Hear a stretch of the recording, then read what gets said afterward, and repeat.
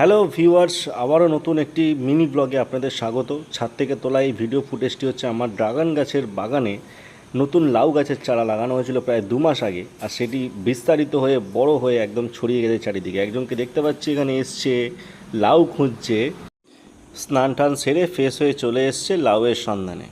তবে সত্যি কথা বলতে এবছর অনেক লাউ হয়েছে, মোটামুটি প্রায় অনেকগুলোই, 7-8টা মতন। এই কার জুতো পরেছো? আরে এটা কার জুতো? জুতোটা দেখুন একবার। আরে বাবা, চলে গেছে বাড়িতে।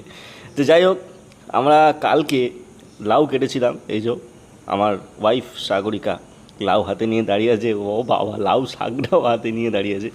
আমাদের কাজের কাকিমা এসেছিলো, বললো একটু লাউ শাক খাবো, তা নাও ভালো লাউ শাক কেটে নাও।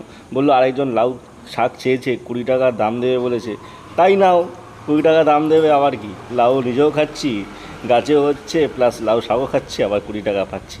আগামীকাল জামাই ষষ্ঠী, আমরা যাচ্ছি একদম গাছের টাটকা লাউ আর লাউ শাক নিয়ে।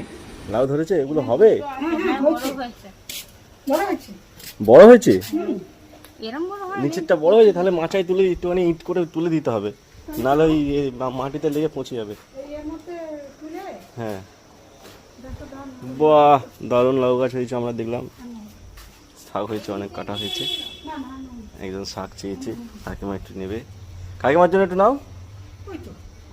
আচ্ছা ঠিক আছে। আর এই যে তলায় যে গাছটা লতিয়ে চলে এসছে, দেখছেন পুরোটা লতিয়ে চলে গেছে, এখানে মাচা পায়নি, এতটাই বড় হয়েছে গাছ। এইখানে একটা লাউ ধরেছে, যেটা আমাকে একটু তুলে দিতে হবে, নালে মাটির সাথে পচে যেতে পারে বৃষ্টিতে, বর্ষায়।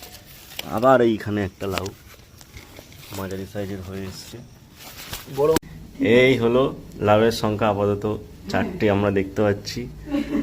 এর আগে আরও 2টো, না 3টে, এর আগে আরও 3টে হয়েছে। বাহ, থ্যাংক ইউ।